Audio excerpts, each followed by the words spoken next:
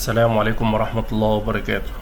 الأخ أيا كان اسمه ده صيني فلبيني بدنجاني، المهم بعت لنا 3,804,720 دولار على المنصة دي، وبيقول لك إن الأكونت ده ادخل بيه على المنصة دي كده، واليوزر أهو وادي الباسورد أهو. طبعا كل ده كلام فاضي ونصب واحتيال، اوعى حد يستنصح ويدخل على الكلام الفاضي ده. تمام كده، اللهم بلغت.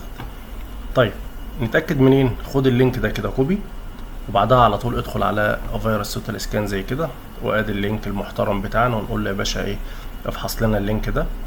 اذا جاب لي اي نتيجة واحدة حتى بس ان هي فيها تصيد او نصب واحتيال زي كده، ابعد، اوعى تدخل نهائي على اللينك ده نهائي مهما حصل.